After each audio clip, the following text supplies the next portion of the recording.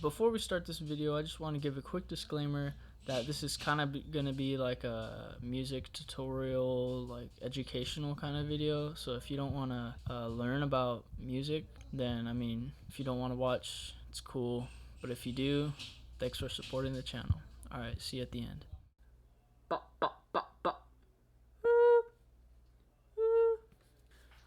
Welcome back to my YouTube channel. Today we are going to check out some music related stuff.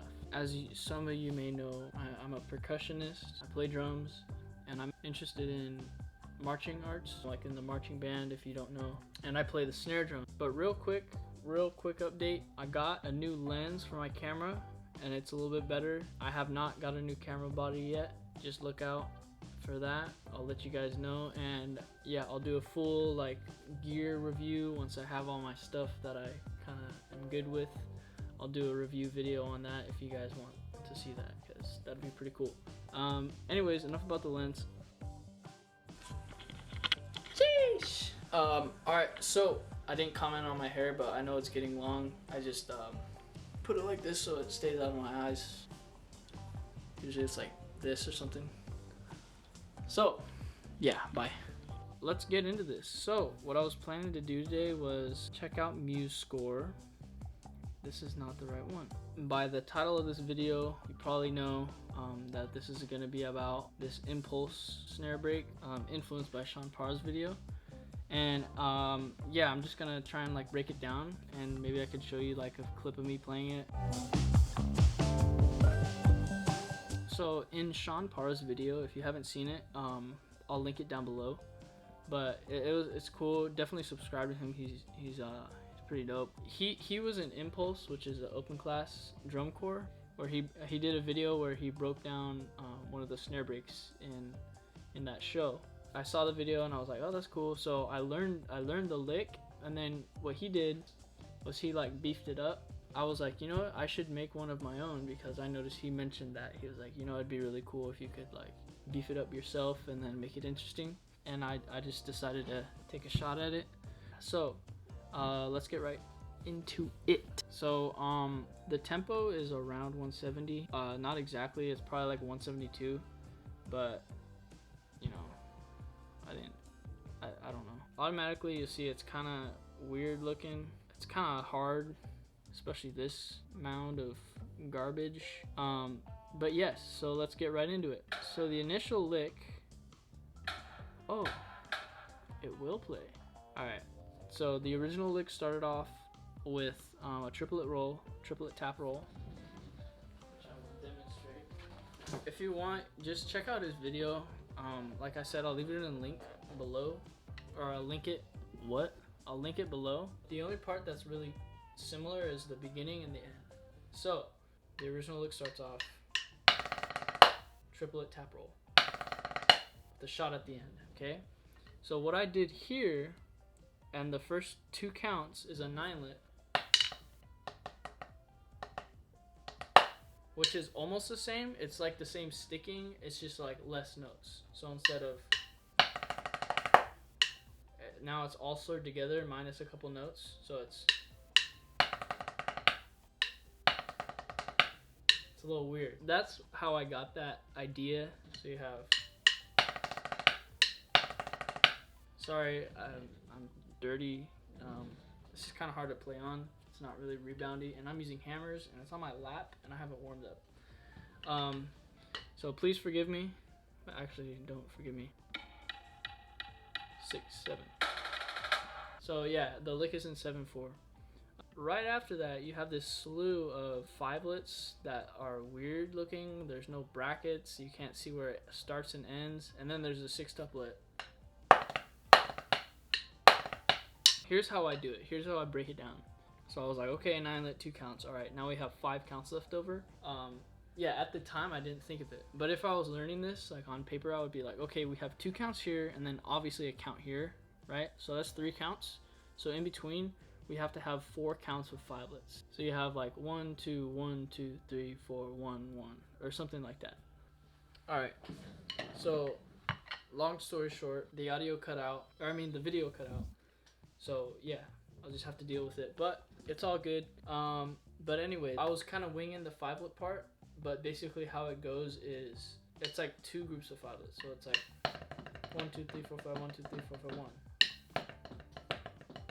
What I did was I grouped it into like 3 with dadapa sticking, which is like two notes on one hand followed by a note on the next. So it's like 1, 2, 3, right? Or 1, 2, 3 in this case. So what I did was 1, 2, 3, and I put a diddle on the right one. So I did 1, 2, 3, 1, 2, 3, and then 1, 2, 3 with it down on the diddle, and then to finish it off, a high diddle on the left. And then if you count the 8th notes, you have 1, 2, 3, right? 2 16th notes makes an 8th note. 4, 5, 1, 2, 3, 4, 5. So you can automatically tell these are just 8th note, regular 8th note 5-lits.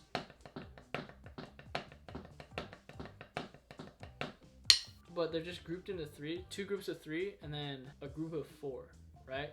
2 groups of 3 plus 4, that equals 10 notes total. That's how my mind thinks of it, right? Because you have 1, 2, 3, 1, 2, 3, and then 1, 2, 3, 4, 1. So all together, you can check me on that. But here's the audio for now. 5, 6, 7. So something like that. It's a little weird. So anyways, so moving on to the next phrase, it starts on count 7 of the first bar. So it's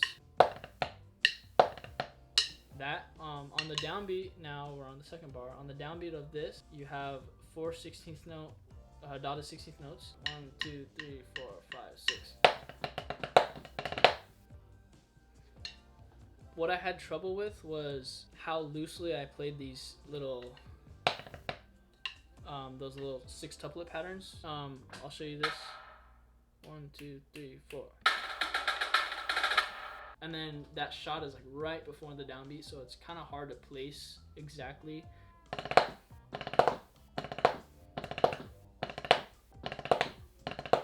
So I would, in practice, I would like put a downbeat right after that. So that's the next section, but yeah,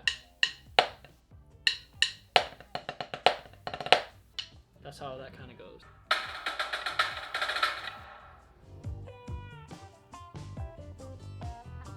All right, so moving on to the next section. It's weird because this next section, this shot right before the downbeat kind of acts as the downbeat of the next section. Obviously have this pattern, right? Which is kind of the same as this 6-tuplet thing up here.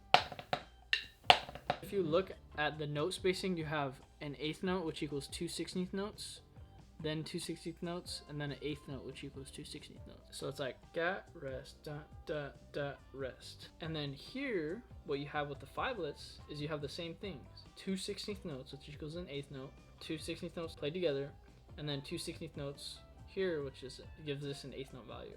Knowledge. But yeah, so this was especially weird. It's a lot weirder than this first 5-lit part. Like what? I did struggle with the clarity of those inner notes.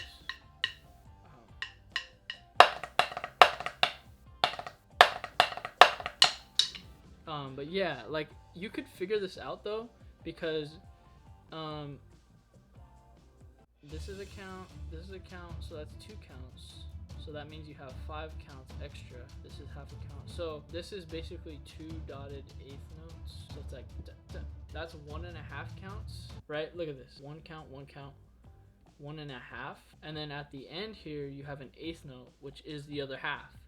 So all together you have 1, 1, and then 2 now combined with this 8th note. So you have 2, 3, 4. So that leaves 3 counts for these 5-lits here, which as you can see, they are bracketed to every quarter note. It's not too hard to pick that out. But I'm just giving you guys an example of how I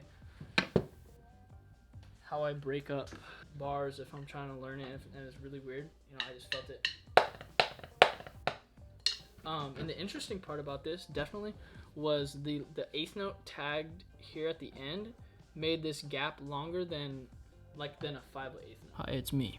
So I broke this down while editing this video, and I've come to the conclusion that it is pretty weird. So I'm not gonna explain all of it. You're welcome. All right, bye. So I'll play it here for you in a second. Here we go. Did you feel that lag right on this 8th note? It's heavy, dude. Right? Because if you just kept going with the 5/8,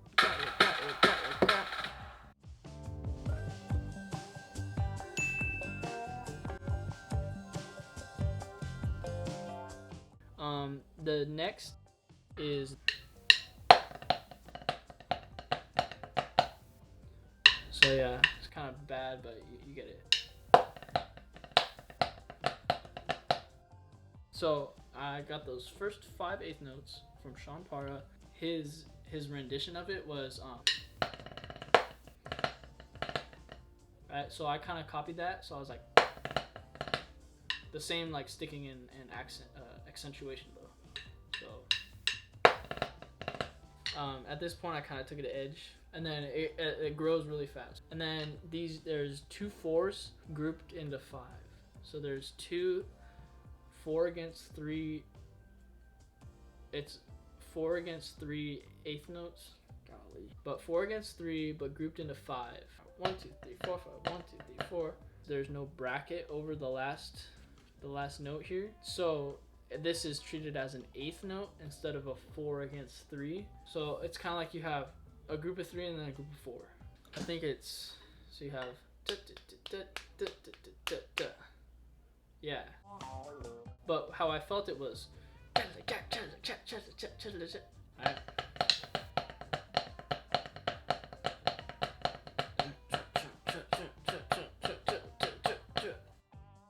Woo, that's too heavy, bro. But yeah, that's how I felt it. But since they're a little bit slower than you would think, I had difficulties giving the notes their actual value, and I was kind of crushing it down like. But I'll play this bar as best as I can. So that's kind of how it was supposed to be. All right, one more time. 1 2 3 4.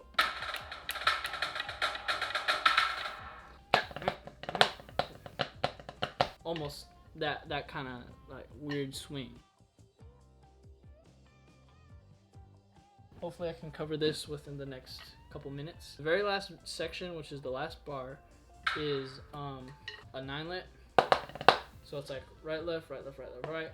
I grouped it into 3 groups, right? You can break down a 9-lit into a quarter note triplet. So you have 1 2 3 1 2 3 1 2 3 1 2 3 quarter note triplet.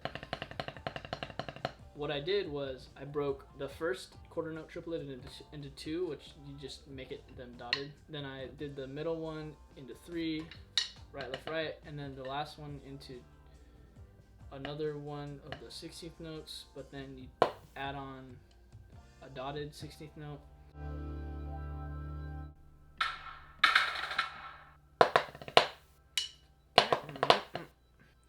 And then these 2 5/8s in the middle are 5 against 3, so they're both over 3/8 notes. It's poorly written because you can't really put ratios unless you add a text bar. Just what I was doing, I just knew these were a 5-lit over a dotted quarter note. So what I did was like a bar of 3 4. So I did 2 2, so a 9-lit for 2, the 5-lit at the end for 2, and then in the middle a 3. So the accent pattern was 1 2 1 2 3 1 2 1. So you have, and then I start the 1 2 3 1 2 3 1 2 3, and it's like a heritage pattern. And then the last 5-lit, it's just a 5-lit. So at the end of the break you had. What I did was I was like, you know what? I think this is cool, not ending on the downbeat. So if you like accentuated with like the bass line, that sounds like the downbeat on here, but it's not. It's 5-lits, so it's. That's what I like to do in a lot of my writing, is like to confuse the listener. This is your perception of the pulse But here's the actual pulse once we put the metronome in. You're like, whoa, what just happened? I love doing that kind of stuff. Here's the full break now. Here we go.